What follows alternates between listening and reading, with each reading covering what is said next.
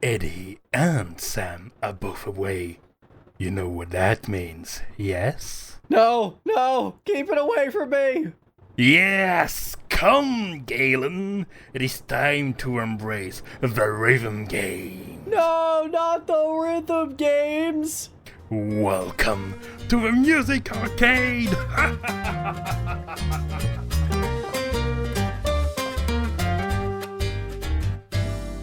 It was everything I could do not to start corpsing at that intro. That was really well performed. Thank you. Hello. You are a wonderful victim to bounce off. Yeah. Hello, everyone, and welcome back to the Music Arcade. I'm Galen, the Sound Guy Firestone. And I am Ranakel. And it's just the two of us these days. Just the two of us today. Edie is still recovering from his surgery, but he should be back for our next episode. And so we went with a bit of an atypical route for this episode. Yeah, we're kind of doing a history lesson almost here. Yeah. Basically, this comes from the idea that there is a genre of video game that is very intricately tied with music and that I like to think I'm somewhat knowledgeable about. And that Galen here isn't. Not really. I don't really have the stamina for these and don't tend to play them very often, with the exception of, for a while I was in the rock band, mostly on the drums. But, Didn't pin you as a drummer kind of guy. Oh, I have a percussion background, piano and drums. That's actually more piano than drums, but I got back in high school, got roped into the high school band on percussion, primarily to play the bells, but because of the way the high school band worked, I was rotating onto snare and bass and all of those, and eventually that just came to a weak knowledge, but still a working knowledge of drumming and how to do it. So you like to hate things, is what you're saying. That's a shock. Come on. No, that checks out. Honestly, I should have realized that sooner. But yes, the general idea as a result is less Galen and me going back and forth with our picks and more me talking at Galen and by proxy the audience about this genre. Now, I do have comments of my own. I may not be as into rhythm games, but I'm at least passingly familiar with a number of them, if just because I spent a lot of time in arcades growing up. Yeah, exactly, and there's a lot to be said right there as well. Yeah. Which we will. And then there are games which I brought to the table, one of which had some confusion around it, and we will talk about that when that comes up. We certainly will. That are rhythm adjacent, that I have played, or at least in one case have expressed significant interest in playing. And I'm going to actually mention rhythm-adjacent games in one category in particular, so you won't be completely out of your depth. No. In fact, I'm at least familiar with several of these games, although there's one that just really threw me off, that I'm going to have to ask you about. Excellent, then. And then Shall we begin? Hang on, There's two things I gotta say first. There's one song that I'm going to go off on a tangent on, because you don't get to insult me professionally and get away with it, so someone here is going to be getting a yelling at. All right. And then one more thing regarding rhythm, and that is the rhythm of this episode might get thrown off, and this is more directed to the live audience than it is the edited audience. My cat recently came home from the vet's office, and while she is doing fine right now and has showed up, she may interrupt things, and I'm going to let her do it because, she just spent several days in the kitty hospital. Yeah. It's okay. Yeah. I suspect our audience might be a bit smaller live, even than usual, given that Armored Core 6 released 44 minutes ago. Oh boy. Yeah, I know a couple of members of my community who are probably going to be playing that. I would have been likely trying to figure out a way to play that if this game could have even the most remote of hopes of running on my machine. We got to see about getting you a better piece of machinery, I think, at some point. Indeed. And with that, let's go ahead and talk about some machines. Exactly, given that FromSoft did release a rhythm game, but it's called Sekiro. Oh, that checks out. That checks out. Yeah. With more of a close adherence to the genre, let's start at the beginning. This will be chronological-ish. There's some ish going on here, yeah. Yes. Rhythm games came pretty late as far as game genres go. And I think one of the main reasons for that is that while game music has been enjoyable and memorable for a while, it was still at the NES and SNES era mainly thought as a way to illustrate a game, and kind of detached, like in the same kind of way that music and songs are separated. Video game music was still kind of its own thing and getting some recognition, but not to a widespread point yet. I would also like to say that I think another element of this is actually technological, and that is that I was actually going to go and bring that up. Okay. Because, do tell what you were thinking if that wasn't your point, but console games came by the PlayStation era on CD support then, which meant CD quality audio and will to advertise and promote that as a quality of the new PlayStation. That actually wasn't what I was going to say at all. Oh, okay. That's not even close. What is what you meant to say? The specter of the Nintendo Entertainment System, and to a lesser degree the Super Nintendo, input lag. A little hard to keep on the beat when you're losing several milliseconds after you press a button. Fair. Well, at least CRTs kind of compensated for that, which is why there's this aspect of emulation where some older platformers can be tricky to play on modern screens without the even more modern low latency technology. Right.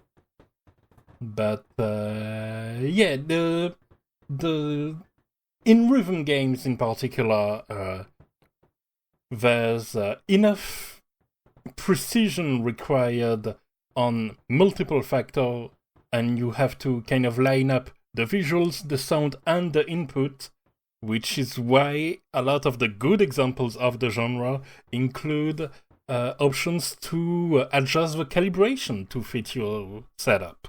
One of the games we'll be talking about later, Necrodancer, tried to do that, but I played it on the Switch, and anyway, move on. Alright, so the first entry, and I only realized that relatively recently, was none other than Parapad Rapper. Oh, yeah, that makes sense. Yeah, which had this gameplay of somebody rapping a line and you pressing buttons in line with the inputs that the first words kind of dropped, essentially picking up in the way that the rap was said to you in a bit of a call and response kind of game. Right. But I didn't play this game. I know about it, I've seen it play, but that wasn't really one of my entry points into the genre. What was one of my entry points into the genre, and still kind of in this early days era of song and dance games being about that on consoles, was Buster Groove. Right. In which it was arranged kind of like a fighting game, in that you had a series of very of characters with very distinct designs facing off in a 3D arena, and you had a back and forth and essentially tried to do your series of inputs kind of like combos, except aligned to the beat of the music, each character having their own stage with their own music, and the arcade mode was essentially going through every opponent with their entire track list. The track lists were relatively small at the time as well. Buster Groove was like 12 tracks, and that was twice as much as Parappa the Rapper. But it was still a lot of fun memories because of not only the fact that a lot of the songs were just enjoyable, but also that sense of kind of mastering the series of combos that made your character dance good to the point where, with me and my brother, we reached a point where we faced off against each other, and basically the first one to do a mistake was out because we didn't do a lot of mistakes. Which kind of showed the limit of the system, but overall, like, you don't get this proficient at a game if you don't love it at some level. Yeah. Says me, who did in fact beat Amon in Yakuza 3. Of course. And as an illustration for the game's music, we have the eponymous Buster Groove, which is a Kirian stage. Yeah, this is the sort of Eurobeat that you kind of think of when you think of rhythm games, at least from the Eastern Sphere. It's I know it's not DDR, but it's the kind of thing, like, if you're seeing someone on a DDR machine, this is the sort of song you're hearing in your mind's eye as you see that. Yeah, it's very representative of the kind of genre you might expect from this area of the genre. It's very poppy. It's also the length is relatively short. Like, and I mean, Buster Groove is pretty long when it comes to the genre. Like, we'll see some tracks that are pretty average at 1 minute 30. A bit later, this one is a bit longer, but it's still, like, you've mentioned endurance as one of the factors that kind of put you off rhythm games, and that was a concern in the design pretty early on, it feels, which is why the tracks are relatively short. And I think one of my main points is that they still, in that very defined time frame, have to put some kind of level design in the music. Right. In particular, for Buster Groove, the main concern is placing the solos, because you and your opponent are dancing simultaneously, but at a couple of points each song, there are solo sections that last like 4 bars each, where you do your own things, and that's generally at a point in the song that's very distinct from the rest. And you kind of have to build the song in line with the mechanics, which is interesting. I don't have a context for that, unfortunately. Having never played the game myself, and the video you shared did not include gameplay footage. Yes. So, I unfortunately have to take your word for it. More than there wasn't enough thing. Nope. Left my mind. Okay. Well, we talked about something that sounds like DDR. Now I think we are talking about DDR next, but something that doesn't sound what I would describe as DDR. This song is intense. Oh, yeah, no, actually your transition helped me remember what I was trying to think of. Heck. So, go on. So, one of the things that I think deserves mention as well is when it comes to music genres. and the fact that it started with a rapping game, but when it came to Basta Groove, this track was what I call pretty core to the genre and the identity of the game, but there were more diversity already brewing as the genre was, of course, rapidly expanding at the time. And so there's rap song, there's more electronic ones, there's more rock ones, well, that's still very light. The rock aspects are very light until a certain point in a couple of songs, for obvious reasons. Yeah, we'll talk about that one. And I'm going to bring up a few things regarding that. First, the song that I tried to transition to. DDR. Yes.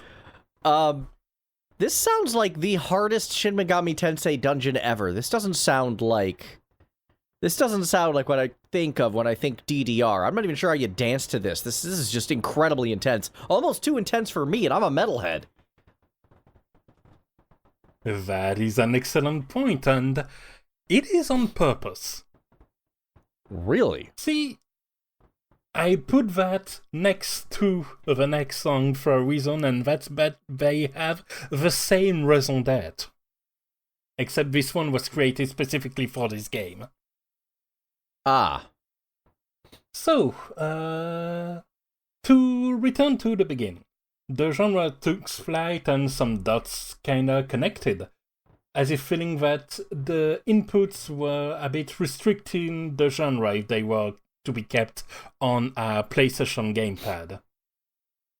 Or at least restricting the song and dance fantasy they were representing. And so, as the title of our podcast so expertly mentioned, after the music comes the arcade.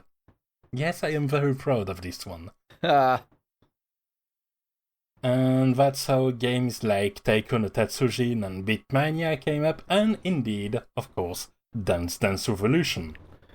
I feel compelled Yes? I feel compelled to bring up that I've been to GDQ in person twice now.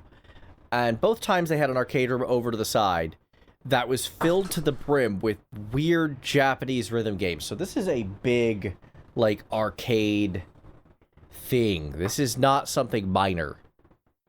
Yeah, exactly. It's relatively minor on our Western end, but the arcades are on another level of popularity back in Japan.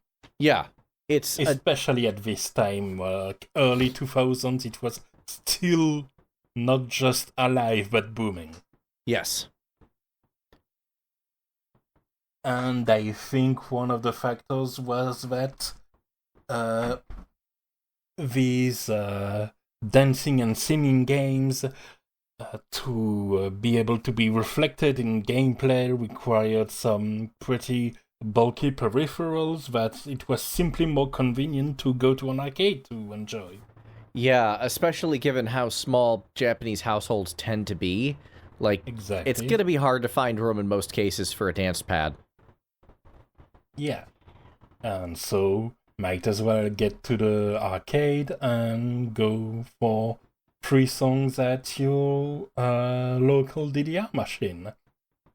Incidentally, local DDR machine, I think I have. There's still a small arcade section in the nearest cinema, even in my little corner of the countryside. So that's something I enjoy going to every once in a while. Arcades are just fun, man. They are. I wish I had a decent one near me. Yeah. When it comes to the game's visual, they tend to be much more abstract than the adventures and rapping or the dance with characters and scenes that are very distinct in Abasta Groove. Partly because this helps legibility, and partly, I feel, because with the inputs being so spectacular, the player is part of the show, sort of. Okay. But here's the thing when it comes to arcade. Players got good at it. And thus, with that, got the desire to reach trickier heights and to kind of prove yourself. If you do that in, say, a fighting game, it's pretty simple. You fight an opponent, you punch them in the face, or they punch you, and you have something to learn. But in this case, given that there is an objective, reachable maximum score, it's like the situation I was with my brother in Buster Groove.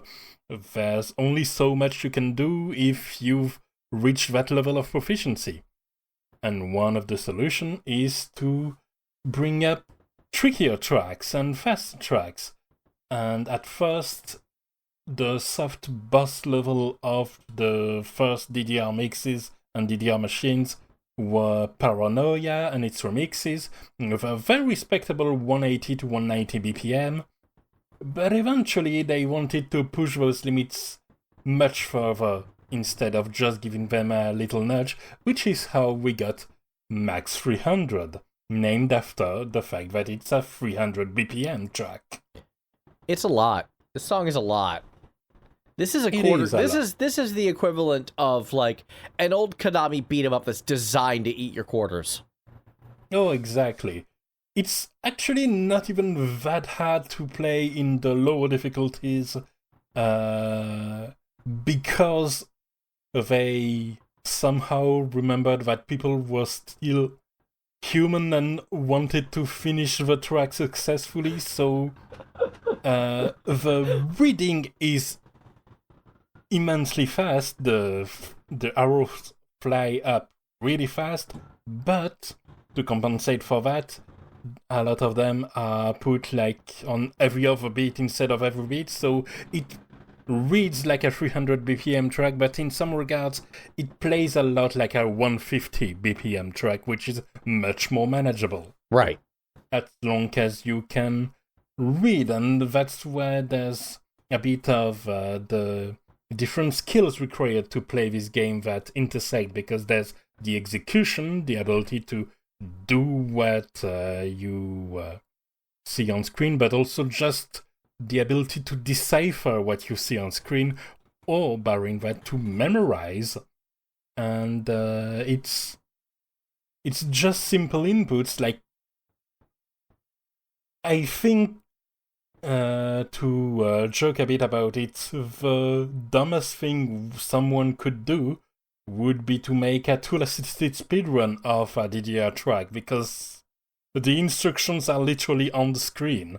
Yeah, I don't see how... Essentially, the game is trying to be the task, but yourself. A task of something like this isn't even like, it doesn't tell you anything about how to do better at the game. Yeah, exactly. This is the kind of genre where that should not occur. And I'm actually going to have a similar corollary on our last track of the day, which earned me quite a lot of chin stroking in confusion. But that's later. Now we're talking about this monstrosity, and like, there are some songs where I'm like, maybe. This one I'm just like, hell nah. No. This one actually makes me uncomfortable. And again, I'm a metalhead. I just imagine myself trying to move my legs to this and just getting nowhere. It feels like you've drunk one too many cup of coffee. Yeah, that's a good way to put it. And I think that's very much by design again. Doesn't mean that it's something I would listen to on its own, honestly. There's much more fitting for the game dancey tracks, but this one, it is a song in a dance game, but it was intended more as a level and as a challenge than as a song. Yeah. Yeah, it's not unlistenable, but you kind of need to be in a certain level of... You have to be in tune with the game already to be able to take it in. And so, listening to it cold turkey, I don't think most of anyone would enjoy that. Yeah, I mean, that's maybe a bit extreme, but... I know there's fans of this music. Weirdly enough, I think Edie, as much as he professes to dislike this sort of music, I think he would get something out of it. Well, now it's just a shame he isn't in the episode, isn't it? Yeah. Oh, and as a last mention, the composer is listed officially in-game as Omega, but that's just one of the many, many aliases of the series' main composer, Naoki Maeda. Good to know. Oh, we may as well... Then. Yeah, I've said this track was intended as a level design and challenge first, and as an enjoyable song as a distant second. And I share the same feeling for this track that's coming up. Which is kind of hilarious, because that's explicitly not the case. Yes, that makes it very funny. It's shows, true. if nothing else, that it was a good inclusion, I think, in the game. I actually have to agree with that. I don't like this song. And this is one, like, unlike Max 300, I've talked about not liking this song before. May as well just dive into it. Now we're off to the Western scene, specifically its licensed music focus. And we're on to the final boss of Western rhythm games, Through the Fire and the Flames by frackin' DragonForce. Indeed. Everyone's favorite keyboard jumpers. For those who missed this reference, we brought them up during the April Fool's episode. And I mentioned that I've seen DragonForce a couple times in concert opening up for other bands. And during one of those shows, the keyboardist got so drunk he decided to jump up and down on his very expensive touring keyboard. And I'm just like, you idiot. Get off of there. Yeah. Especially since we've established that you have played the keyboard and... I'd be... truly feel and respect the instrument. I'm going to just go out on a limb and say I get very annoyed at anyone who intentionally damages something that someone else can use, especially in the musical or audio sphere. I like Nirvana. I'm a big fan, both historically and musically, of Nirvana, but they were one of those bands who like thrashing their gear after shows, and I'm just like, that sucks. Please stop doing that. Yeah. Because if you don't want to use the guitar anymore, please donate it to a school. Please. You know what kind of guitar also broke very easily? The plastic guitar controllers you used to play those games. Yeah, and this particular... Let's talk about why I like... Okay, so I'm going to just make a brief mention that I don't like this song, but that's... Yes. I don't think this is great in Rock Band, even though I do agree it should be there. One, it's its full 7-minute length. We talked about Endurance before. 7 minutes is a long song. It is purely indecent at this length. Yes. And the thing is that 7 minutes, that doesn't sound too bad on the surface, but listening to a song is one thing. I love some long songs to listen to. I've enjoyed tremendously Nightwish in my high school years. Of course I do. I was about to bring them up. My favorite song of all time is 13 minutes long, but... Yeah. It's also 13 minutes long with variation, which I don't think this song qualifies for, to be perfectly honest with you. But regardless, I'm not playing that song. That's the big difference there. Exactly. When you play that song, or indeed when you play a rhythm game with that or another song, these minutes feel extremely long. Mm-hmm. Especially given you posted the Guitar Hero 3 version, which, and we saw the, inputs. Those inputs are insane, and I'm surprised this guy's controller survived them. Actually, according to the description, it is in fact a demonstration for a device meant to do hardware replays of inputs. So, kind of like a task of a rhythm game, actually. Were we just talking? Oh my god, okay. Okay, fine. Input. Okay, sure. I guess that's how his controller survived. He just didn't use it. That does explain that. Exactly. This song is a nightmare. Now, I've dealt with nightmares before. I mentioned before, I used to play some Rock Band, and another notorious song was, I almost actually included this. I very, very briefly considered it, but I kind of threw that out not long after I did so. But I'm going to just go ahead and bring it up. It's The Perfect Drug from Nine Inch Nails, and on drums, that was a thing. And it's a similar kind of thing to this one. It's just so many inputs over a long period of time. It's a great way to tire you out. Yeah, and I imagine with the multiple instrument versions of the game, there's some tracks that have one player just coasting along while another is starting to sweat bullets. That one's not one of those. That one's kind of hard on everybody, even the vocalists. Like that. That's just one of those songs where everybody's in the thing. But no, there was one comic I saw about this, and I forget who, where some dude was hanging out on his couch with his girlfriend who was playing this on drums, and literally says, the perfect drug sounds weird without drums, because the drummer, the girlfriend, got so stopped up, she couldn't even continue playing. And I think that's pretty indicative of some of the difficulty of some of these tracks. Yeah. And if you think anything short of the full DDR dance pad experience isn't a workout, I invite you to get your nearest Taiko no Tatsujin on the Switch and use the motion controls. Oh yeah. These are very physical games. Yeah. And I think if you're playing them, like, you're not playing them on touchscreen like a later game we'll be talking about, or you're not playing them on an actual controller or on a keyboard, a typing keyboard, not a music keyboard. Of course. I think you're going to find that things are going to get real wacky real quick. And I remember Punchy, a speedrunner who I think like is a little strong, but at the very least I respect on a number of levels. Mm-hmm.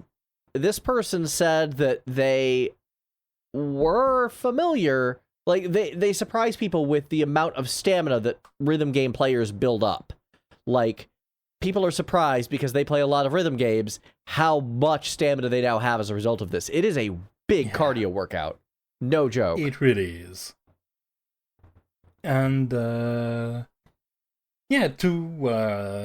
expand a bit on the general situation of the genre on this end, essentially what Guitar Hero and Rock Band did was to bring the arcade experience at home and make it less Japanese. They definitely... And the result wasn't just kinda successful, it was an enormous boom. Like, if you were going to a friend's home at that time, you were playing some Guitar Hero Rock Band. Correct. This is accurate. It was also to the point where you got standalone games from the Beatles and from Metallica and, properties that don't usually associate themselves with video games in any real way. And in the case of the Beatles, especially estates that want nothing to do with it usually, that's how much money it was bringing in that they were able to afford to do that. They milk the genre so hard that it ended up crashing and burning. This was deliberate on the part of Activision CEO Bobby Kotick, and he flat out said he was going to treat the franchise as an exploitable resource to milk every penny until it's dead. He succeeded. Yep. This is an actual quote from him, by the way. This isn't me, speculating. He flat out said this in interviews. And we'll come back to that point a bit as we get closer to the conclusion. But, I think the main takeaway here is that people like playing music and it takes a lot to get them sick of it. And that original music made specifically for a game are lovely, but that track selection, when done in a proficient and competent way, can already do a lot for a game. Music supervision is hard, y'all. Music supervision is hard, y'all. How did that become one of my catchphrases on the show? Honestly, it's because of exactly what you just said. To do it competently is a skill like any other. Exactly. Speaking of games with music supervision and existing tracks used instead of originals, I'm going to talk now about what I consider games that exist in the space where the genre of rhythm games had at this point been solidified. Okay. Starting, because I would feel guilty not to mention it, with Elite Beat Agents. A DS game which used popular Western tracks. It's actually the second game in a series of 3, the 2 other being a Japanese exclusive game that used like anime and Japanese pop tracks, and where instead of just porting the original Ostataka 1 and 2 directly, they made a job of adapting them and picking popular songs and making covers of them and bringing the gameplay and the interesting imagery, because so far what we've played was essentially people singing and people dancing. Right. This next one, the video showed off a former baseball star fighting some kind of mud monster. Well, technically, you are playing the secret agents cheering the former baseball star to reignite his pack so that he can save the children from the theme park he's now working on from a sudden, unexpected, never explained fire-breathing golem. And the lead agent inexplicably looks like Lenny Kilmister. Yeah, the lead agent is actually the difficulty selector. The 2 backup ones are the same for 3 of the 4 difficulties, the last one being the female cast of the Elite Beat Agents, which have more of a cheerleader vibe. But no, this one, the frontman is named Agent Chieftain. Got it. So this player was playing on Motorhead difficulty. Got it. Yes, exactly. Fair enough. That's actually surprisingly kind of cool. Motorhead, not one of the artists that is featured in the game. But yeah, no, that game is just really cool because it brings these wacky situations and kind of make a mix of gameplay and music videos out of it, while spacing things interestingly in order to make you visualize the rhythm. For we'll see an even better example of that later. As unusual as this take might be, the gameplay footage I saw almost gave me like quasi WarioWare vibes. Like at least the same energy, if not obviously not the same gameplay. Yeah, it definitely has that sort of wackiness, although I would say that the game that comes after is closer to the WarioWare vibe. So let's move on to that, because that's the one I want to talk about even more, including musically, because it has original songs, even though it's the same support. It is Rhythm Heaven. And the Rhythm Heaven series in general. Right, and that's Fan Club 2. That is Fan Club 2. Got it. I will admit, I didn't like this particular song. I found this vocalist rather underwhelming. But in terms of what the gameplay was doing, it was hard to tell when you were supposed to hit buttons. Like, I was watching this, and I saw the person pressing on the screen, but I couldn't see what exactly the indicator was. They were just hitting buttons. Well, I have an answer to that, because see, Rhythm Heaven is a bit less straightforward than the previous games in the genre. You don't follow clear arrows or buttons to press on. Instead, it's more of a collection of minigames. Thus the resemblance with WarioWare, where each track has its own kind of gameplay. This one, Fan Club 2, illustrates a game called Monkey Say, Monkey Do, which is about following the lyrics of the song. Interesting. And it's Fan Club 2 because there's a first version where what you do is clapping 3 times when you hear I suppose, and clapping that's when she goes I suppose, you go I suppose, yeah. And when she repeats something 3 times, you clap 4 times. With the beat. That's how the normal mode works. Then the hard mode is actually the same song, but the normal mode breaks at the musical interlude while the hard mode version continues at the moments where, even without the lyrics, the crowd cheers, which makes you go clap clap. And my favorite part is that what they don't explain in the tutorial, because they tutorialize each and every level.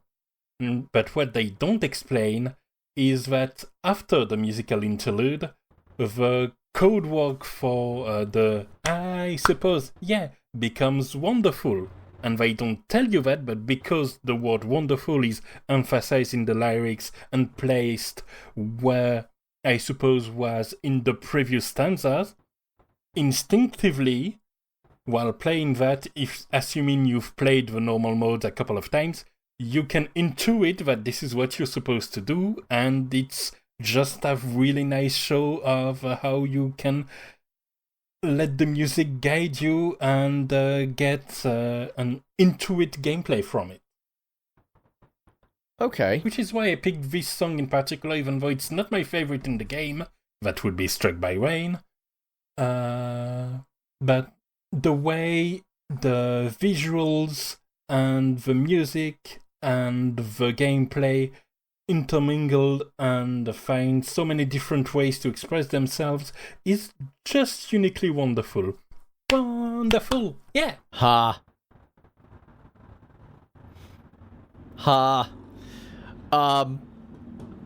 Yeah, that's a very interesting gameplay. It seems like there's a lot of intuition and memorization both to go into it a little bit. That depends on the game. They do ramp up the difficulty. Like on the first one, the first minigame you have in this game is just essentially a kid doing do do do do do, and at the last notes you have to flick to send a little stick through 2 squares with hole in it in an assembly line. Interesting. The imagery is very weird from game to game, and that's part of the appeal. As you said, it's got some WarioWare energy to it. I get it. Exactly. I think there's even a crossover fan animation of one of the remixes made with WarioWare characters. That seems, from what you've explained, that seems right. Yeah. Alright, there's also the fact that, I've mentioned visuals were a part of it. The visuals being made by one Kota Keiichi, who also did the WarioWare visuals. Duh. Okay, that makes sense now. Got it. Yes, exactly. With that, we're going to take a bit of a detour of sorts, because the next track... first, that's right, there was the fact that you did bring up some songs of yours, and it was in this section of the genre being solidified that I thought it best to fit the final song from Drakengard 3. Yeah, so this is one of the few that I've played, and Fun fact, I actually needed to download a video, like a YouTube video, and put it on my phone that had, like, the timings for the button presses as you would see in a rhythm game in order to properly do this. Meanwhile, I, having cleared the game on my own, and this section over the course of 3 hours in my end, I, a couple of months later, visited a few friends that just happened to be playing the end of Drakengard 3, were stuck on that song and just pulling their hair at the situation, while I was being an absolute jerk and taunting them repeatedly until they angrily gave me the pad, at which point, without the video help they had already started using to no effect, I cleared the entirety of the song on first try, save for the very final note I knew was coming on purpose just to see them try their hand at it once again. I remember this story, and I believe I called you a jerk for it. I still think you are a jerk for that. Like, that is rough, dude. And that is correct. Okay. But, yeah, that's... My familiarity with the genre certainly helped with that. Whereas my unfamiliarity was a fairly big disadvantage, because this also took me about 3 hours, but I had the video more or less the whole time.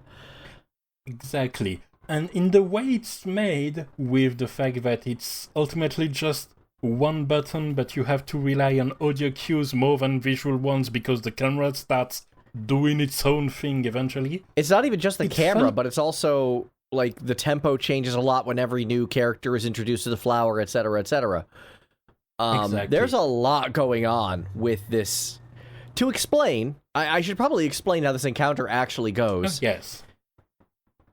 This is an action game where the very last part of the action game decides to not be an action game anymore. It's now a rhythm game. Enjoy. This is Taro Yoko messing around with stuff on purpose, because this is what he does. He loves messing around with genres. Yeah. And so basically what happens is basically there's this giant world-ending flower. Just take our word for it. And said giant world-ending flower, eventually, you have to fight it, you have to use some magic stuff with it, and it, every character is one of the characters in the game, and it kind of creates these giant statue flower versions of these characters, and that changes the song, and changes the timing, and changes a lot of the context, and as you said, even starts changing the camera to mess with you too, to make it that much more difficult. Now here's when I drop something that explains why I put this so close to Fan Club 2 on purpose. So you have a margin of error in Rhythm Heaven, where you get graded. If you don't succeed enough, you don't get a pass, and then you can get a good or an excellent score. But occasionally, after you've cleared some games, you have the magical P that happens and appears on one of the levels you've already beaten. P for perfect. If you start a game with the P attached, you have to 100% clear the track. If you do one mistake, your chance disappears until it reappears randomly. So it's 100 from Warriors Energy 4. Sorry? So it's 100 from Warriors Energy 4. Yeah, a little bit. And more to my point when it comes to Drakengard 3, it's essentially a Rhythm Heaven minigame where you have to do 6 perfects in a row, and also you don't get your tutorial. Oh, God. Oh, God. And just to say, for the record, this song is a masterpiece. Yes. I stand by that it's probably the best thing Monaka's ever written. And it is, to this day, my favorite final boss track of all time, despite the final boss itself being just the worst.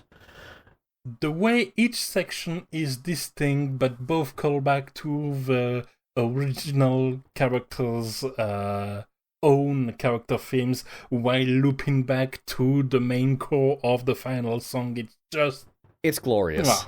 It's amazing. This is kind of a perfect piece of music, and one that I definitely, the rare case where I enjoy listening to it far more than playing it. And the fact you're not sick of it is saying something, given how many hours must have been spent trying. About 3 hours. It was a lot, but I had the video the whole time, so it was literally just practice at that point. Yeah.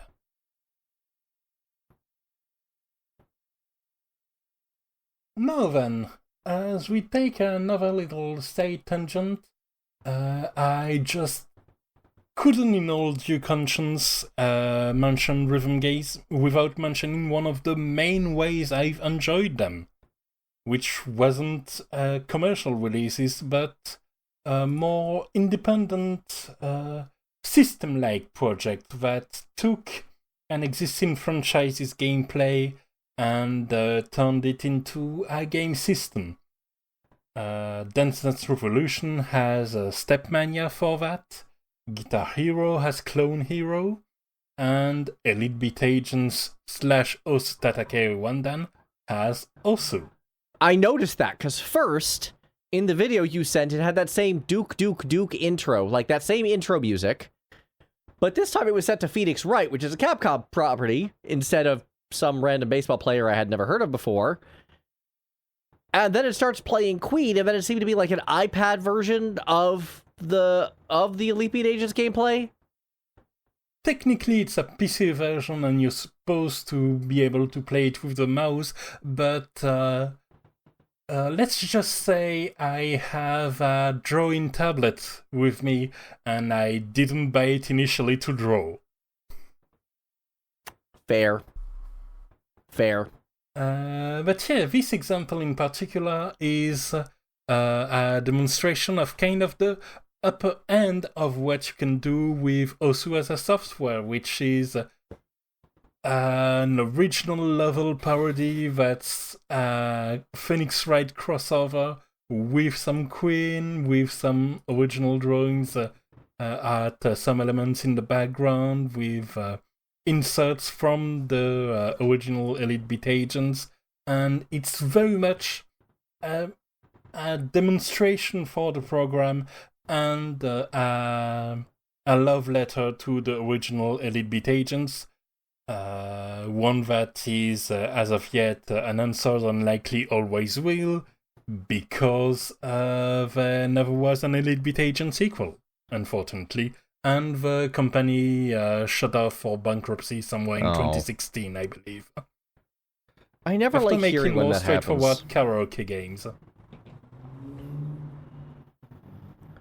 So you were saying? I always feel bad when something unique ends up crashing, like Harmonix. Is another one of these. Very much so, yes. Yeah, it just. And that's kind of the point, is that even when the franchises have been milked or can continue on their own, there's still this fan passion that's brewing up in the background, and that finds in those games outlets that build entire communities around it. Yeah. Now, don't get me wrong, if you go and get Osu, most of the track won't be on the visual and the fantasy level of this version of the Don't Stop Me Now level in Osu. Most of the time, you're going to get, I wanna say, a hyper difficult Vocaloid Nightmare remix with an obscure, edgy anime girl as a still background picture. Fun. But that's kind of how the community turned out, the way it enfranchises itself and kind of grew into a life of its own. As strange as this kind of life form may be for us initiated people. But yeah, that was mainly my point, and no specific point about Don't Stop Me Now specifically as a song, though it is a very good song. Right. With that, now that the genre has kind of hit its stride, as we've said for a few years, I mean, the simplest way I can explain my point next is to say the name I gave to this kind of category, because each track is representative of an era that could, I feel, be a full episode of Music Arcade on its own. And I won't that disagree. One was yeah, thank you. And that one I titled, But What About Gameplay? Because just following a track is nice and all, and clearly some communities have done it non-stop for decades now. But some decided to go and diversify and add some other existing game genres to it and see will it blend, essentially. One of the examples that comes to mind is Before the Echo, previously known as Sequence, which I've talked about in this podcast as well, which, as a reminder, combines Dance Dance Revolution gameplay with RPG mechanics and then makes you play that on three screens at the same time. And but one of the most striking example and one of the most successful examples, as far as I'm concerned, is Crypto the Necrodancer, which adds rhythm game mechanics to a roguelite dungeon crawler, and which apparently integrates them so incredibly well. And apparently a genre that I'm utterly blind to. I'm going to tell this story before we continue. During pre-production, I went through the list, and I'm like, there's no Necrodancer in here? That seems odd. So I went and grabbed the 1-1 music from Necrodancer, because that's fairly iconic, and I added it. I say in the Discord, like, hey, none of these are represented, and Ranekil's like, Necrodancer's in there, dude. I'm like, what? It turns out it was there the whole time, and I just missed it like 4 times in a row somehow, and came to the conclusion it wasn't in there, and had to add it myself. Not only that, but it's not even a case of you picked from a different playlist and so the background wasn't the one you associate with the game. That was a track picked from the exact same source. I put that track in the playlist and the exact same album art. I don't know how this happened. My brain just did not acknowledge the existence of this thing until Rana told me, hey, it's here. I'm like, how about that? Absolute complete blind spot. Incredible. Yeah, it was wondrous to watch. Very embarrassing to experience, but wondrous to watch, and I had to share that. But I think that also kind of comes to the point. Like, you included Necrodancer, and even though I missed it, I thought you hadn't, and even I'm like, this needs to be mentioned. That kind of just goes to show how important this game actually is.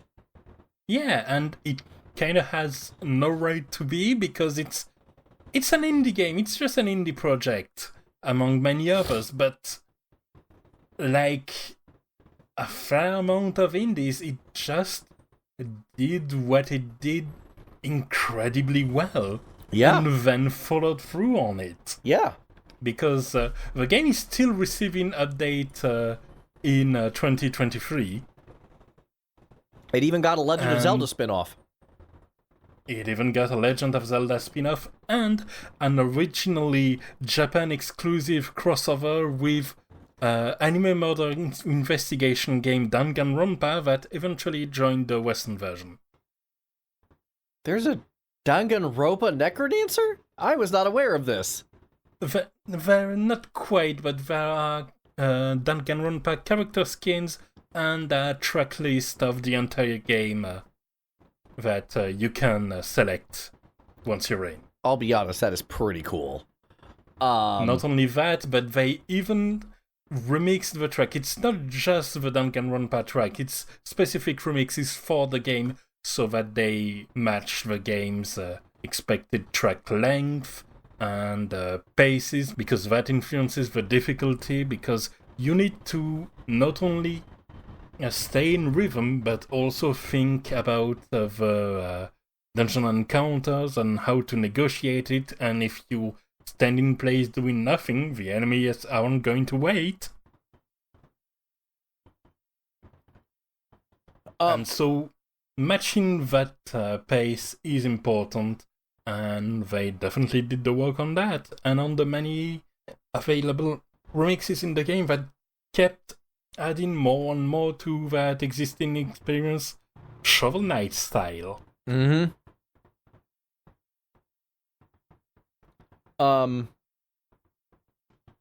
But yeah, this is, like, it is a rhythm game roguelike, is what it is. And it's got the dungeon exploration, it's got the limited resources, and you've got to do everything on the beat.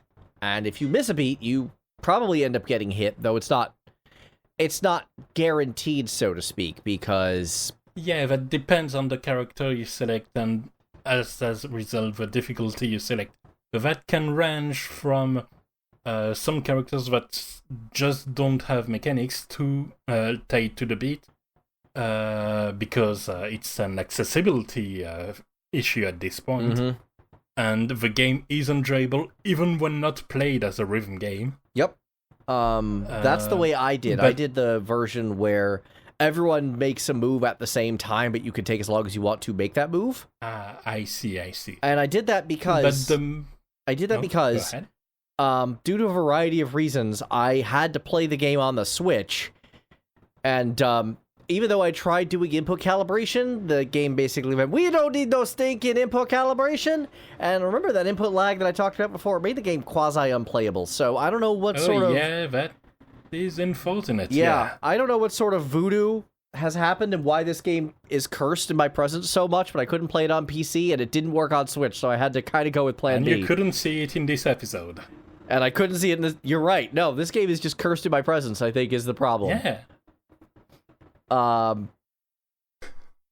But... Which is a shame, because it's a really good game. It's a really good game. I can tell that very clearly. Even if I couldn't play it properly, I could tell that very clearly, that so much just work and heart went into it, and it really is, despite just being a mashup of two different genres, something really unique and important. And to expand a little bit on what's the intended experience, if you miss a beat, it does two things. It drops you input and it drops you combo. Mm-hmm. As you successfully kill monsters and move to the beat, you build up a combo meter that multiplies your gold reward, which then gives you access to better weapons and equipment, which helps your survival chances. Mm-hmm. Some characters can go to extremes, such as if you miss a single beat at any point ever, you die. That would have been impossible on the Switch. And I haven't attempted that yet. Because for all my love for the genre, I can be intimidated.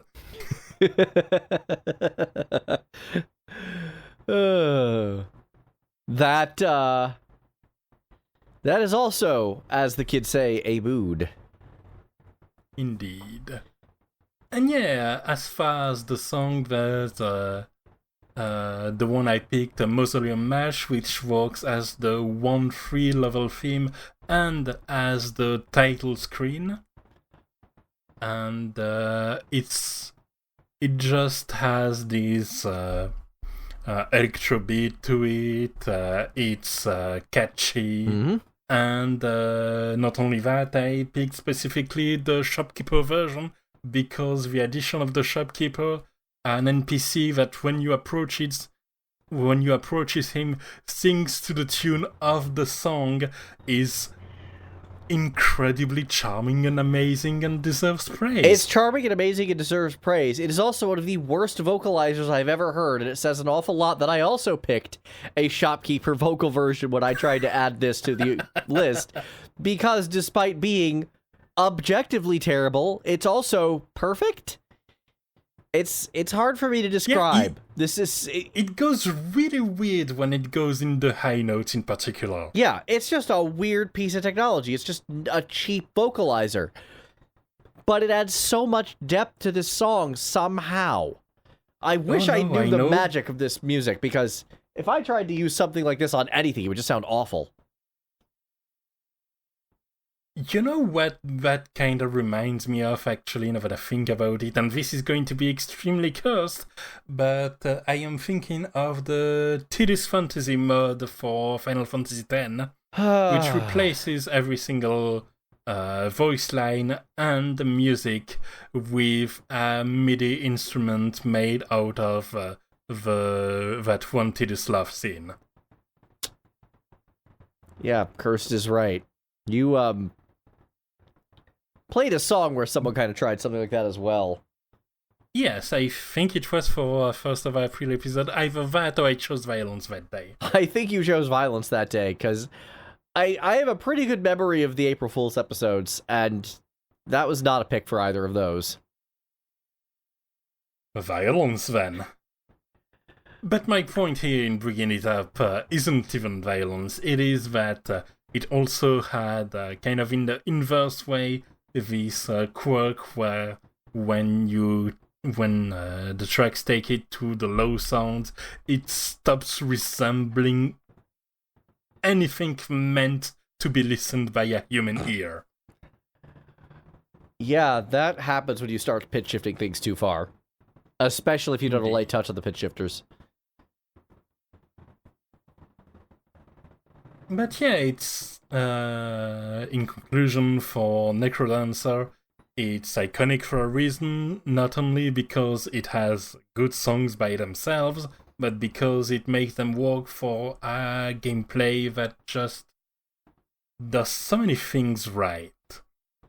And I think that applies with less of a breakthrough innovation, but with extremely solid level of mastery and selection with the next game you've actually brought up, which would be Metal Hellsinger.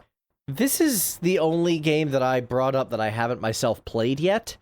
Not for lack of trying. Unfortunately, it came out during the Year of the Dragon, and there's just been no time for that. Yeah. But even I've only tried the first level. But that's why I can confidently speak those praises. Yeah, I mean, I've listened to the soundtrack and I've watched gameplay. And as a metalhead, this is important because it is a love letter to all things heavy metal, up to and including a who's who of vocalists and personalities on the metal scene, both Western and, both American and European. Yeah, I think metal is one of the genres where you get really fast the moment you're kind of a metalhead. You get really fast those who get it and those who don't. Yeah. Without gatekeeping or anything, it's just something that shines very clearly. And Metal Hellsinger really gave me the impression that they get it. Yeah. Unlike, we brought up DragonForce before, like, there were metal tracks thrown at a Guitar Hero, but I don't think anyone involved in that team had any real love or interest in heavy metal. They just wanted the song in there. Exactly. Whereas this game was built from the ground up with heavy metal in mind, and that shows. We've talked about... It is like you watch one of those cool fantasy hellscape album cover, except you can actually play it and shoot demons in it. Yeah, I would also argue that it's almost an indie version of Doom 2016 or Doom Eternal. Absolutely, there's a fair bit of mechanical familiarity to it. Not just mechanical familiarity, but even just musical familiarity because of how metal-influenced and metal-performative Mick Gordon was at the time. Yeah, true. But, it's the little touch, Yeah. You mentioned Doom, and one of the things that's most iconic with the games, even before in the series, you think satisfying shotguns, you think the Super Shotty from Doom 2. Mm-hmm. Mm-hmm. And I would rank the Metal Hellsinger shotgun as one of the high marks in the genre of satisfying shotguns as well, because you have to reload it in time with the rhythm of the music, which evolves itself depending on how well you're doing, and reaches transition points where you are between fights And again, it's just, if you want to integrate existing game genres with rhythm games, you have 2 ways to do it. One is what Necrodancer and Metal Hellsingers did, which involves a fair bit of innovation and a lot of work. Yeah. We'll come back to the second way to do it next track. Oh, good. Yeah, we'll talk about that one. But I just want to say, from a musical standpoint, like, not only did they get it, but they also managed to bring out performances from some of these performers that kind of haven't been in a while. Like, I haven't heard Matt Heafy this, well, him doing this well as a performer since back in Trivium's first album. And that was, 2005? Oh, that's great. Yeah, so I think the direction is important. Yeah, and I think the love for the genre kind of went both ways. I think the performers kind of understood and felt the love that this wasn't just some cheap commercial thing that they were being invited to do for money. This was actually a thing, and I think they kind of responded to that. Because as I said, Matt Heafy hasn't been this good in 17 years, 18 years? You can definitely feel the love. And the tracks are very much on the longer side, but that's because while you are keeping to a rhythm, the gameplay is a first-person shooter, and as such, you have more tolerance to play this genre and face its challenges. Mm-hmm. But also, the track needs to be long in order to be remixed in interesting ways when you get to high point, low point, and most tricky of all, that in between, when you're on your way to the grade but not quite there yet. And as such, you need to have complex songs. Mm-hmm. And if there's one thing at least good heavy metal is, it's complex. And that's one of the reasons I personally like it, is because there's so much technical and so much complexity in there. This game could not accommodate a song that is just very loud screaming all the time. Like DragonForce. I didn't bring this up before, but I feel like this is the perfect counterpoint to do so, because they are both heavy metal tracks and rhythm games. But DragonForce, there's nothing complex about their music. It's a very basic chord structure and just a bunch of guitar nonsensory. It's literally just extreme with nothing else in there. It wouldn't work in a game like this. It would not work in a game like this. And I think that's a big advantage both of this song and this soundtrack, as well as the developer's intent. Now, I said there was 2 ways to make a rhythm game blend with another genre, and the other version, the kind of counterpoint, is what I would say is what No Straight Roads has done, which is that they have a very strong musical theme. There's this story about that's a bit wacky, about these powers that be that decided that all rock music was going to be forbidden. It's EDM or nothing now. And so you play 2 indie rockers trying to make things right, going through an action platformer where you fight bosses that have very strong design connections to their music. And so the aesthetics are on point. Wait. You just described essentially you just described a video game version of Domo Arigato, Mr. Roboto.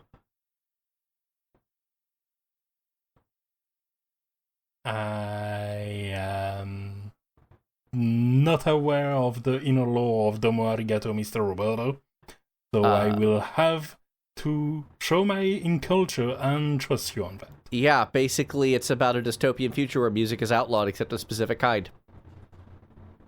Okay. And the main character wants to bring rock back. It's a rock opera. It's terrible, but it's a rock opera. I see. To first start with the track itself, and I'll come back to the gameplay and heads up my gripes with it later, but the gameplay of this track, the context of this track is one of the main bosses of the game, SAYU, which is a giant holographic idol projection that is controlled kind of VTuber style by 4 simultaneous people in a kind of designed by committee sense that start to fall upon itself as you start to destroy the boss. Wait a second. Okay, hang on a moment. So this was a song I was about to come out swinging on because I'm like, the vocals on this are the worst. And I'm going to explain. I have a whole lot of, I have a list as why. I was about ready to choose violence here. But from what you just said, now all of a sudden it may actually be brilliant. By design. Yeah. EDM only idol with bad mixing sounds like that's exactly what they were going for. So this may actually be brilliant? It may be. I don't know how deliberate it is, especially since that is the studio's first game, so there's no track record to go by beyond the confines of the games to know exactly what was going on. But it fits the theme. This is an opponent you're trying to take down for singing soup. Right. Which all of us, I chose violence the second I heard this, and now you're the point of the game is to choose violence against this person, and I'm just interesting. That completely changes. I had a whole diatribe ready to go, and now I think it's unnecessary. I'm going to have to listen to the rest of the soundtrack now to figure out, or at least maybe another select song or two, to figure out if this was intentional on their part. You know what, I'm going to at least explain a little bit, because on a technical level, there's some things they do, fundamentally wrong here. They have a terrible vocal compressor, they have some kind of ducking thing going on, they have hard cuts in the edits, the breath... Yeah, the hard cut in the edits, I want to bring up myself, actually. Okay. Because what's happening here is that it is a protracted boss fight / level you're going through. And as you go through the various phases, you go through the song's various phrases. And so that's why you have the hard cut, because the song is kind of cut into pieces, and then each phase is its own kind of sub-song in what is essentially a way less elegant way to live mix and make the song react to the player's action. A way less elegant way than what Metal Hellsinger is doing, for instance. I'm starting to think these mistakes were not mistakes. I think the composer went, this is how to do this wrong, so that's what we're doing to make a point. Which, given the gameplay element, may be valid. A possibility. Yeah. What you just described was that's exactly the kind of thing that would make these mistakes, and these sorts of over-processed vocals are one of the reasons why I don't like idol music in general. Yeah. So, yeah, I actually now need to possibly, I don't want to say issue a retraction, because these are wrong, these are things that you don't do in music, but I may need to listen to some of the rest of the music of the soundtrack to see if that's a recurring element or not, if these were actually mistakes or if this was intentional. I should be able to figure that out pretty quickly. So I may need to reach out to you regarding the soundtrack, because wow. Maybe we'll have a Music Arcade follow-up next episode or something. I think that would be valid for now playing, if nothing else, even if I don't intend to play the game. I think this deserves investigation.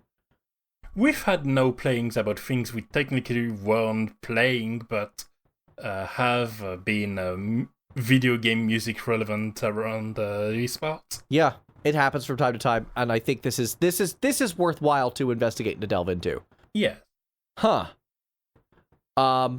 Oh, sorry, one last thing. There's a doubling plugin on the vocals that's weird, but again, crappy idol music. I shouldn't even be remotely surprised by that. If this was intentional, it is brilliant. I'm just going to say that just with the full stop. What isn't brilliant, however, is that,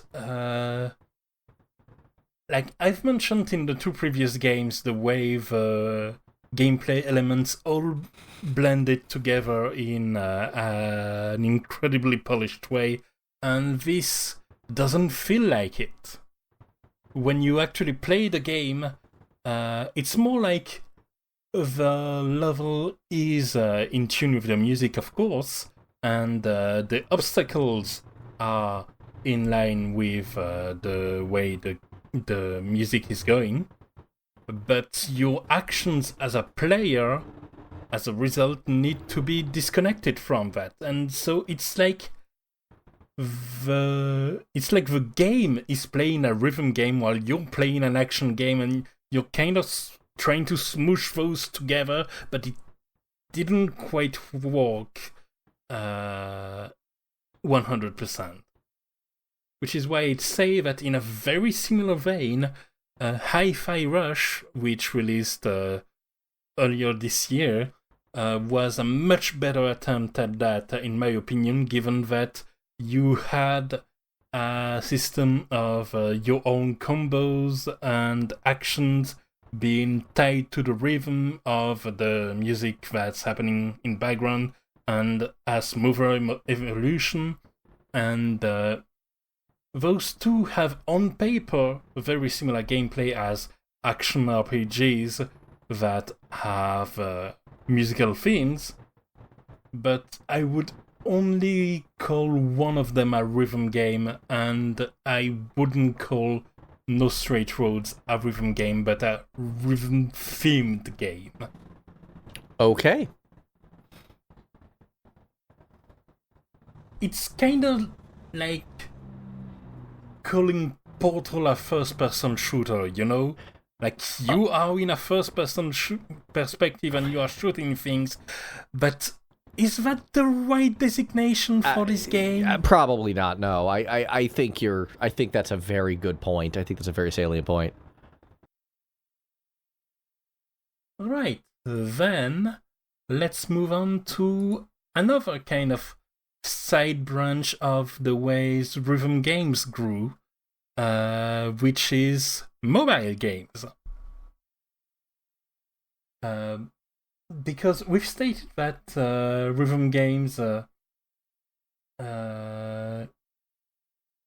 actually they don't really need complicated input to work. If you add them as you mix another genre, it can improve it, certainly, but at the heart of it, if you keep it to simple inputs that are timed precisely, that can work on its own. Yeah, that's the soul of a rhythm game right there. I think being overly complex with it is a great way to make things hard and just muddle the brain. This is about keeping the beat and having fun with the beat. And what's a support that's both desperate for actual games and loves simple inputs due to its inability to work like a gamepad? Phones. Which is weird, because the video you sent me of this song was a Switch. Yeah, exactly, and that's very much on purpose, because there's a whole subgenre of rhythm games and rhythm game franchises, Groove Coaster and Citus and Muse Dash, that grew on phones, but eventually found enough success to expand on supports like first the kind of in-betweens, like the PSP in particular had a lot of rhythm games where there was this mix with, on one side, mainly the Sega-produced Vocaloid games and the kind of big productions music side games that landed on the portable console, and on the other directions, the portable game console entries of mobile games like those Groove Coasters and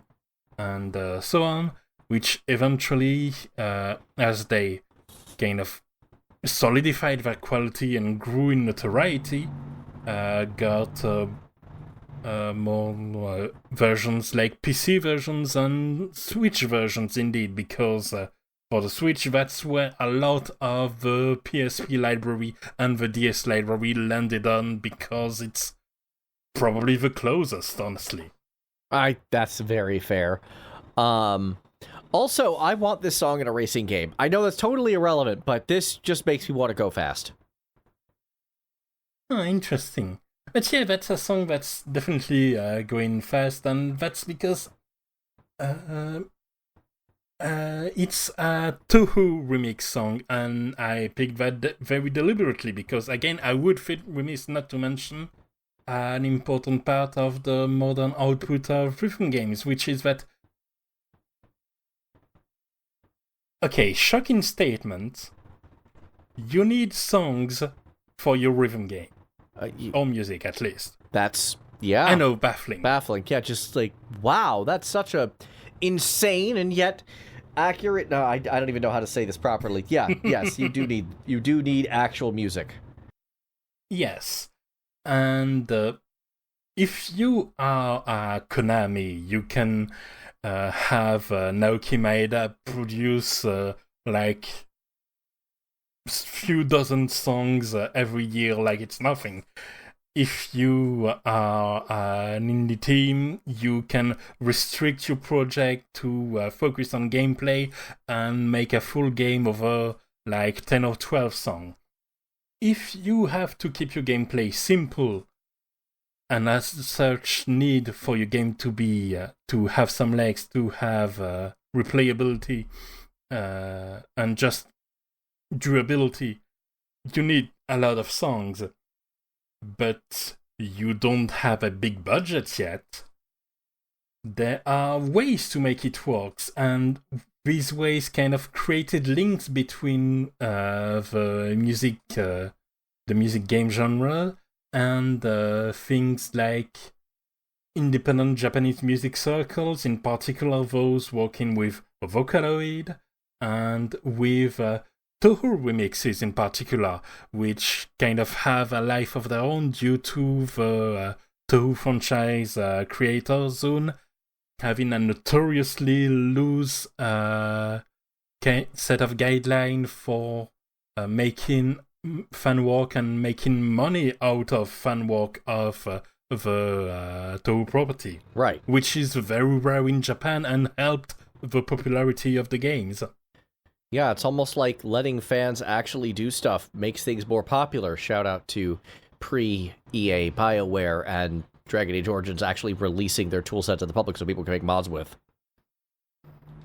Crazy stuff. We are making the wildest statements in these stations, aren't we? We really are. But yeah, what it means is that they... these kind of tracks joined and made the roster of songs swell, kind of by necessity at first, but in this way kind of created this symbiotic relationship, because those independent music circles and the likes had in rhythm game an outlet to popularize their works in return, and this kind of worked to the point where even the more popular licenses that can afford things like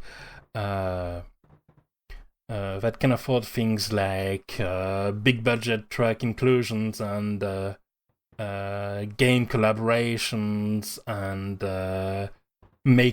hiring artists and making original songs, still have a lot of room for those kind of tracks, to the point where if you take even Take on a Tatsujin, that has naturally a large budget and depends on a popular game company, Namco, I believe.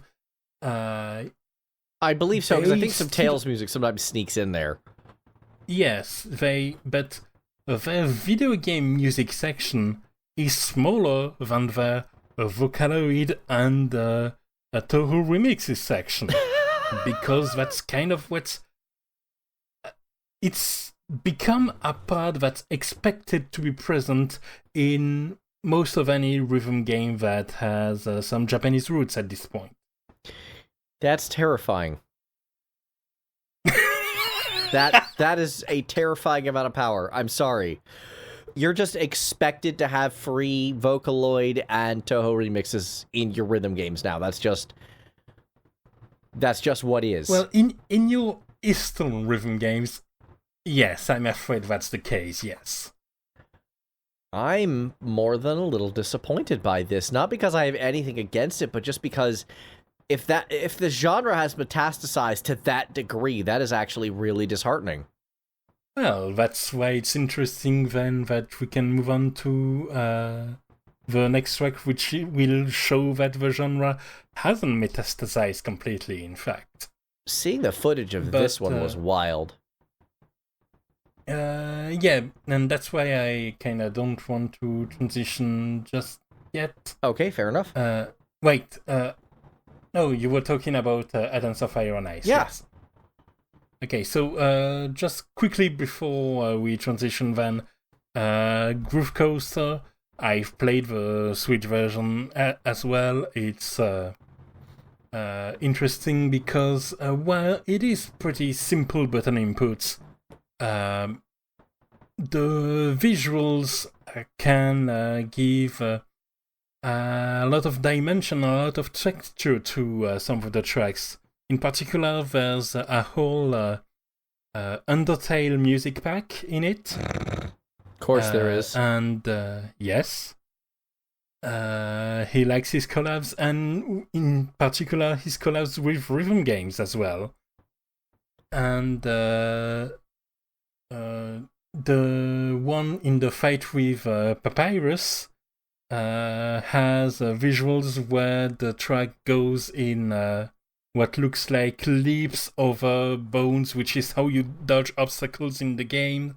And it basically mimics a looser version of the fight and the events between, and it's very cute. And one other thing that deserves mention is that they've kind of codified that feeling I've mentioned during the Rhythm Heaven part about not being explicitly told to do something, but feeling it should be there, so doing it anyway, and it being the right call with the ad-lib system. I saw that. Yeah. So that's you really don't cool. have any inputs, but if you feel like you should press a button, first, there's no penalty if there's actually nothing there, which is a staple on the genre that I think dates mainly back to Dance Dance Revolution, because it's a mat-controlled game, and you need place to rest your feet. If you had to get them back at the center every time, it would be a nightmare. So if you're not close to a note, you can make an input and not receive any penalty. And that's the case in this game, even though it's controlled differently, because at this point it's part of the genre. Right. But they also made the ad-libs, which is that when you feel there should be a note, sometimes it's because there is a hidden note, and you get bonus points. It doesn't affect your life bar if you don't put them, but it contributes to an extra bonus at this point. And that's a wonderful demonstration of how, when you get in the zone, you can feel how the music goes. It's funny, music has a whole language to it.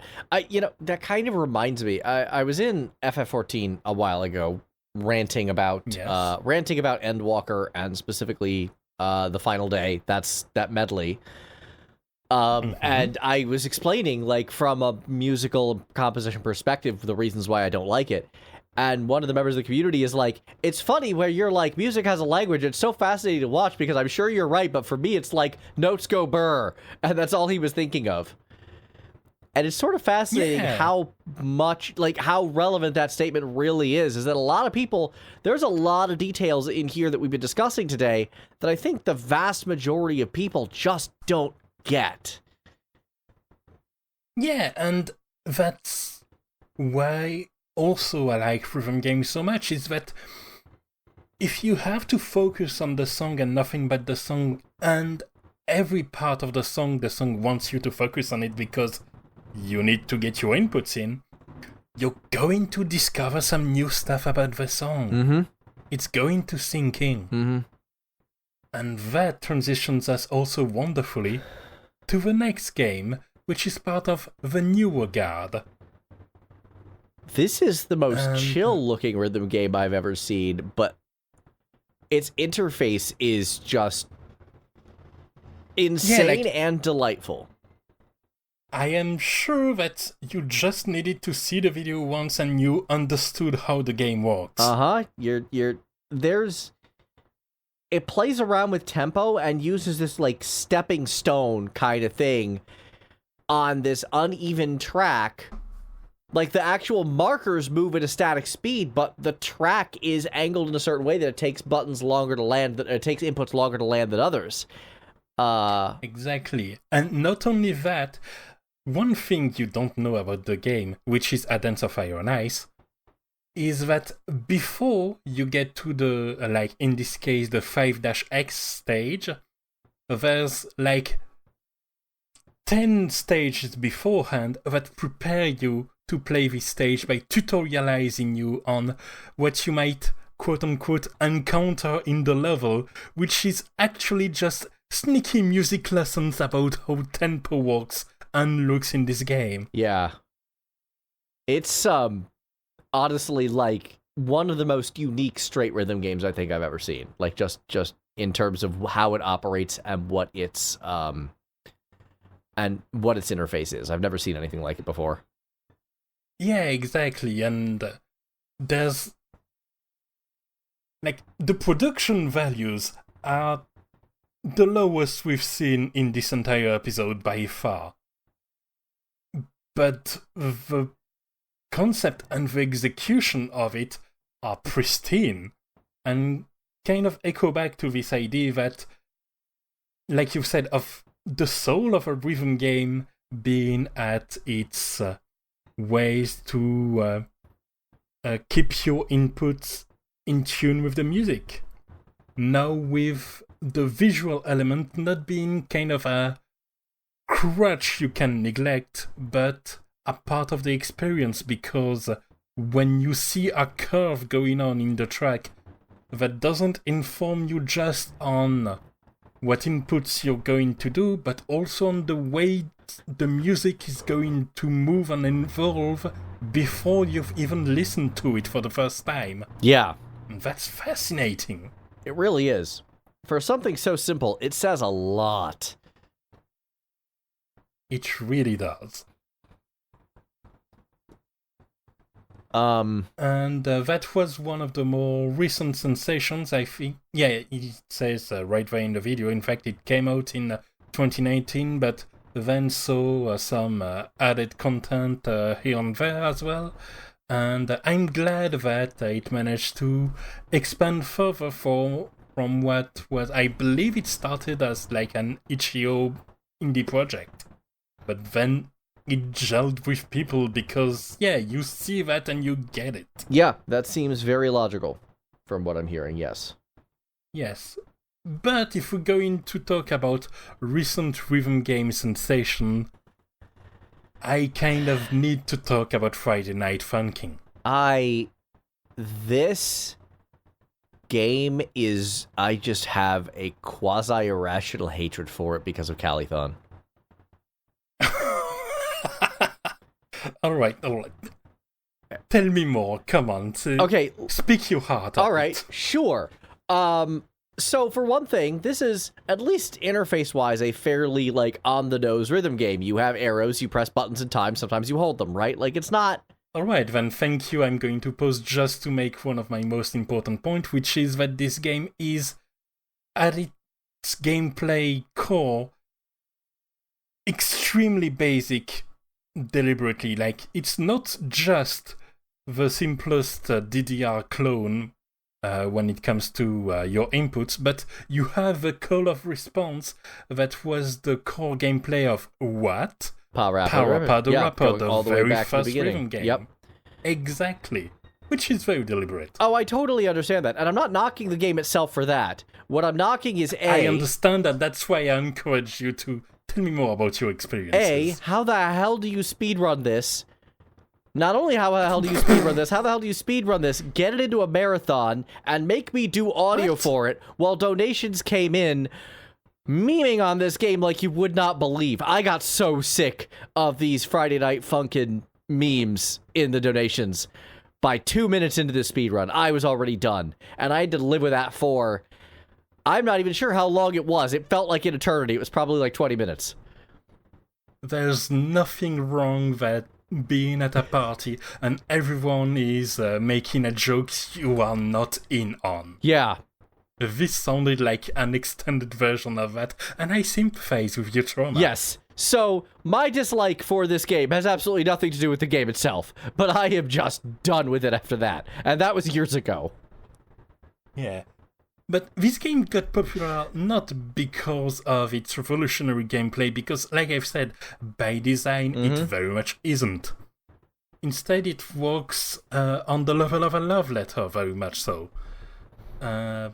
It not only to the origins of the rhythm game genre, but to Flash games as a whole, when it comes to the visuals in particular, and just the atmosphere. Like, you look at the main character's look, and it has this perfect air of what a 13-year-old that sneaks in a couple of Flash game on the computer lab at school think is cool at the time. Yeah, I definitely got that impression.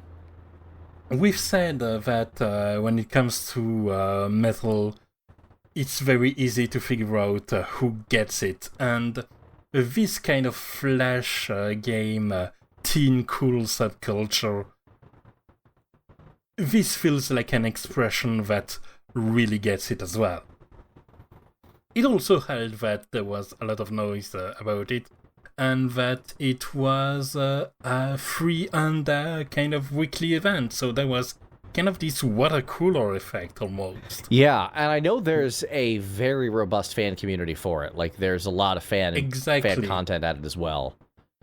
Exactly, like it already has pretty much the same effect than the Osu and the Stepmania have for this game, and Dance of Fire and Ice, by the way, doesn't need that because it has a robust level editor as well. Yeah, perfect. That always makes me happy. It doesn't... Yeah, it's its own side game. It's great. And yeah, Friday Night Funkin is... it's not making anything new. It's kind of just coasting along and making that gap of this game genre that crystallized in another place, which is the Vocaloid and Toho remixes of the world, and decided, but what if we ignored that completely and went this other direction that ignored that and that ignored that Rock Band existed as well, and just did its own thing while paying tribute to the genre anyway. I have a strange corollary to this. Go on. And that is something that I say a lot, is that when you're trying to do something new, make sure you do it well, but when you're not, make sure you're doing it right. I saw Creed 3 on the plane not too long ago. And this movie... That is a strange corollary. It'll make sense in a moment, I promise. Creed 3 is a movie that doesn't really do anything new, but it's also not trying to do anything new. It's just trying to make a really good, tense, interesting sports movie. Even if it is kind of by the numbers, how it's made, and... It doesn't matter because when was the last time we had a good example of that? Exactly. So, I was able to come out of that... Also see John Wick, I think. Yeah, John Wick is just a love letter to action movies past, done really well. And it's the same kind of thing. It's not really doing anything new, except maybe in the level of the intensity of some of the stunts. But what it is doing is so entertaining that it makes sense. I feel like Friday Night Funkin' is actually in the same category. It's not trying something new. It's doing exactly what's been done. It's just doing it very, very competently and in a way that audiences really resonate with. And I think that matters. It has that great balance where it takes the advantages of a genre that's accessible to get into even when making a game, and of a support Flash, which was notoriously easy to get into, which is why it had such an important output, and did tribute to that while clearly putting in the work themselves, using supports that are more difficult to access, and adding notes like the fact that every single week there was a new element, there was a new visual part. It wasn't just, okay, here's this week, it's kind of the same as the last one. No, it wasn't. It was a different genre, something different that's happening in the background. The stage was different. They completely changed the interface one of the weeks.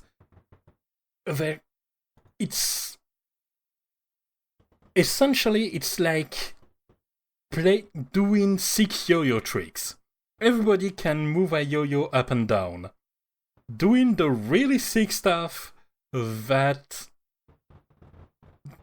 commands a certain amount of respect, that's easily obtained because it's easy to try it yourself and realize, oh no, that's actually complex.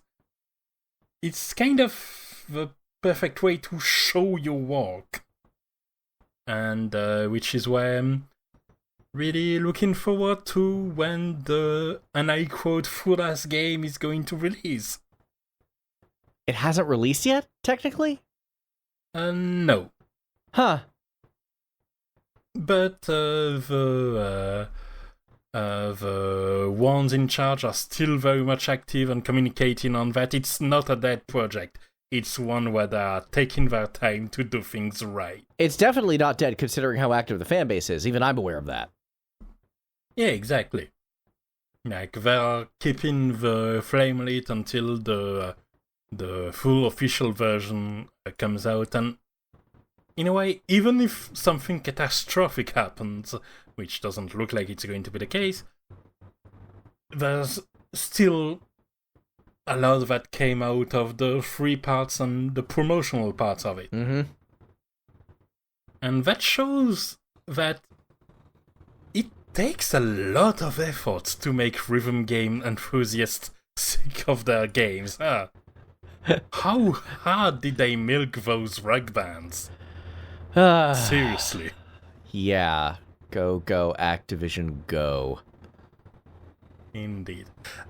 And as a last entry that's a bit out of time, I wanted to mention another interest of the rhythm game's expected gameplay, because as long as you have some familiarity with video games in general, you understand that having a bar that moves up to a button input means you should push the button input in rhythm with the bar, and then once you start to get it, if it's intended as a rhythm game, you can use the musical cues to help you. That's a very instinctual process, which means that rhythm games make for a very popular kind of minigames, and I think that deserved its entry as well, in this example with Yakuza 0's Friday Night. I was hoping that you'd pick literally any rhythm game other than the dancing game in Yakuza. Literally any other than this one. This is my least favorite of the many, many rhythm games throughout this franchise that we've been discovering together. Well, of course it is, because they saw that there was this ceiling of kind of reaching 100% on the karaoke, which was a previous existing minigame, and they thought to add a more dancey feel to it, they'd add a skill ceiling that can be obtained by kind of freestyling, moving around and hurrying yourself. However, this means that they overcomplicated a genre that thrives in simplicity. It also has another problem, at least when I played it again, which was that the input timings were not as tight as I would have liked. Or maybe they were too tight. Or one way or another, I found myself... They were definitely wrong, and there is no option for calibration. And if your rhythm game has no calibration option, you are setting yourself up to fail. Yeah, so it also, the other thing that I didn't like was that when you're up against opponents, their scores were quasi-RNG. So a lot of times when you won, it was regardless of your own skill and had more, unless you were like seriously over the top super good, it was more often a matter of, yeah, is my opponent going to get 7,000 points or 5,000 points? Exactly. And that happened way too often. Meanwhile, Hello, and I want to Gita. compare this because the game right before Yakuza 0, Yakuza 5, had like several different rhythm games, all of which worked really well and played fundamentally differently. Including literal actual Taiko no Tatsujin. Yes. Which was available on that game, and I think that's the only game that one appeared in. Yes. Suffice to say, that is annoying. That we come out of a game that had a lot of rhythm game energy, that did all of it competently. I especially have a soft spot for the dance battles that Haruka and inexplicably in a couple sub-stories Akiyama went through. Yeah. While the dancing in Zero, it says a lot they never brought that one back. Admittedly, they never brought back the dance battles either, but I feel like there's more room for that than there is for, For this, perhaps, yes.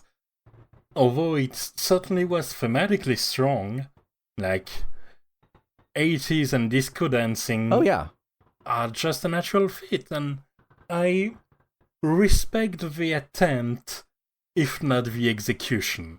I feel like that may And be a catchphrase for the entire Yakuza franchise, because even when the games are bad, usually it's because they're trying something that doesn't land well.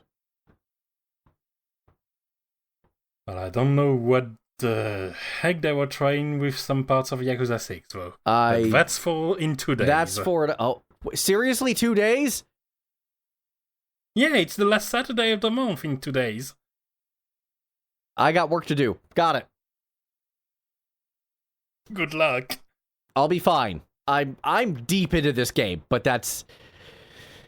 Yeah, and the main story last chapters don't take too long when it comes to objectives. Yeah, there's a couple of sub games that I need to finish. Clan Creator and Baseball being the big two, and I'm sure I can do that. Yeah. Feels doable. Yeah, I'm getting 100% on this game. I don't care how bad it is, and it is pretty bad, but I'm getting 100% on it. Alright. Well, meanwhile, given that I've finished it already, I've enjoyed a variety of different video games. So how about we talk about some of their musical content? Music In Music Arcade, no playing. That's right, I'm stealing that too. Robbery. I have nothing. I have Arknights, which released a rerun event, so we already talked about that song probably. And we have a song that I hadn't discovered before in Terraformers that may or may not have been patched.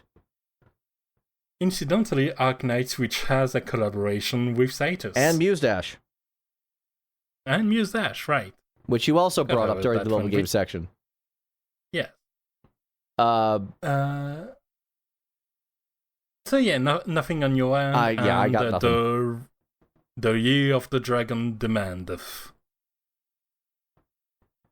On my end, given that I kind of just dashed through the main story to be done with Yakuza 6, I had a bit more time to play some other games, including Holocure's latest update, which corresponded with its arrival on Steam, and had a couple of new stages, which means new stage themes.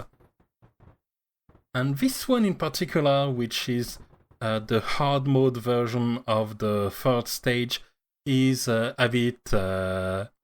hits a bit of a special note to me, because the other stage themes so far have been from songs from the Japanese branch of the Hololive VTuber agency this game is based upon. Right. Which I don't follow because I don't speak Japanese. But I do follow the English branch ever since I was curious because one of them was playing Idol Manager and I found that very fun and meta. Also, one of the former members of the English branch is an artist for Arknights. Indeed. That was a fun conversation because I gotta just mention this really quick. There was an article about this person retiring on, I think it was Gematsu. And I scrolled down to the comments for no reason. I don't know why I did this. I really don't, because I don't pay attention to VTubers. I don't know anything about them. Yeah. And one of them, and someone mentioned that it was this artist, Nami, and I'm like, wait a second. And so I literally went to the Discord. I'm like, hey, I know I have VTuber fans here. Could you clarify this for me? Because it's possible I'm a fan of this particular person without knowing they were a VTuber. Well, let me tell you about my single favorite VTuber going into retirement. I'm sorry, I think, question mark? It's okay, I decided to not get attached anymore, which paid off because today, in fact, was announced that two people from the male English divisions were... It sounded more like getting retired for the company than the more amicable parting. The one that... they got canned, is what Nami, you're saying. Incarnated was... Not fully canned, like, there's essentially 3 tiers. Either you graduate with honors, you get a whole tour where you basically get your pick of who you want to collab with, and you remain essentially part of the universe, or you get what the more recent retirement is, where they are still part of the properties, they will still be mentioned, but they don't get their final goodbyes, and we don't have a clear explanation as to why, but it's believed to be a contract dispute and not something that is more that the company kind of liked more. And then when you really mess up, you get essentially wiped from the records. That... I'd like to say that doesn't happen, but I don't know. Does that happen often? I'm learning so much. That has happened. Cool. Did that happen to that one VTuber who also does porn? Do we know that? I forget this lady's name. I don't know, because I'm not too attached to the more gossipy side of things, which is a whole rabbit hole, but not the part that interests me. You know what? That's fair. That's very fair. I'm just curious about this because the rules for these are so just like esoteric and weird from every little bit I've read, and I'm just like, there's a part of me that wants to know more, and there's a part of me that's very glad I don't. That they are. But interestingly, the one that was stricken for the record was part of the 3 artists that sang the original version of the normal mode of the Nightmare Castle stage. And the hard mode, meanwhile, is the first English side song that was adapted in Holocure. Very cool. Meaning that I knew of the song before actually playing it, which is... kind of fun, even though Myth of Treat, the song in question, really isn't one of my favorite by far, the original that is. The game version hits really hard and kind of plays off of this accelerated pace and this tension as befits the hardest stage of the game that will absolutely eat you in 30 seconds if you're not coming with a beefed up character. Okay. Cool. I like late game content, you know. Hey, be ready for this. I'm okay with that. Yeah. I've been looking forward to trying the game, but no time. Shocker. Indeed.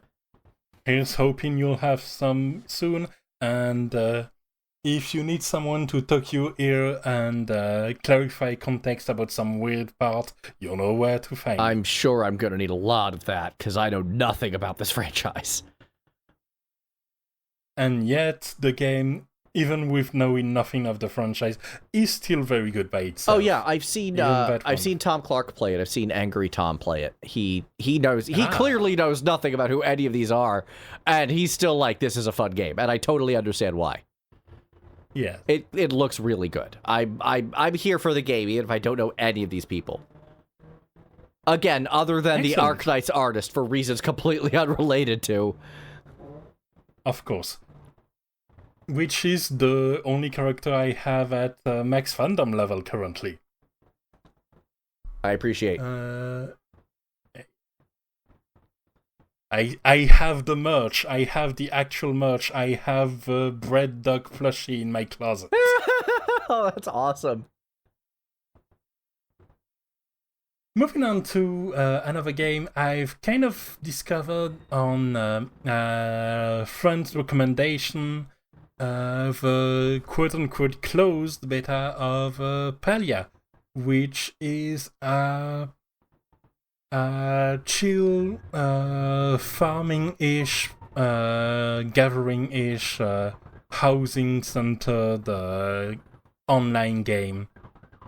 Think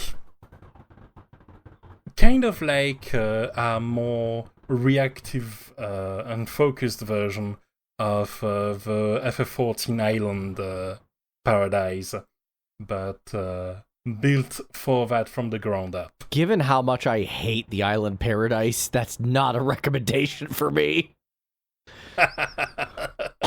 I can imagine that. I'm just like... But, I've been enjoying it a little bit. It's chill, it's nice to do your little Harvest Moon kind of thing, and doing while occasionally chatting up some friends online, and waiting for things like temporary events that have been announced, and updates as it's still in early stages of development. Right. And the music in it is pretty chill, mostly unremarkable, but when I paid attention to it in the main village, I liked the interesting detail that there is this main daytime village theme, and there's one instrument that changes every time you enter a building to reflect, say, this is the forge, so it hits a little bit harder, and this is the library, so it quiets down a little, etc., etc. It's a nice little touch that always tingles me the right way. Right on. And finally, while I had already played that, I've actually paid attention outside of playing it to the latest boss theme from Honkai Star Rail, and I really like the Phase 2 part in particular with those vocals and that mythical theme, and it's just some really solid track that's going to stick with me and that I can enjoy outside of the game itself. That song was very fascinating, and I will stand by that. And in a more recent development, there's been this new region that's a bit of a French-Italian smorgasbord-inspired kind of area. To give you an idea of how on the nose they can get, before the whole region is an elevated flooded plateau, and you access it by going through one specific elevator entry point. Before you even get on top of that elevator, you meet a grand total of 4 NPCs, including one dog. The dog is named Baguette. That is how on the nose they are, and I wouldn't have it any other way. I wanted just one thing for the music when I knew we were going there, and that was, if you're going to play Le French Oui Oui, do it right and throw an unreasonable amount of accordion. They did it right and threw in an unreasonable amount of accordion. And because it also has a water theme, it got around to one of the things that I thought was missing from when we did our water episode, which is that I couldn't find any good water harmonica track or glass harp track. Because there was some a little bit, but they didn't really emphasize that as much as they could. But given that they added underwater sections where there are some different kinds of music in there, they have in the forefront glass harmonica and and glass harp, and this works very well. Thank you, I needed that. Fair enough. But I haven't... Yeah, the only reason I haven't put on one example yet is that they haven't released the soundtrack for this region yet. And with that, I believe that is a thorough tour of many a rhythmical game thing. Yeah, this was fascinating. This was a lot of information to parse. I'm happy it was. I'm glad I've managed to, for all the jokes I did about talking at you and the likes, I'm glad I was able to communicate why I like those games and why I think if you look at this story, you can see a lot of interesting patterns that have repercussions to this day.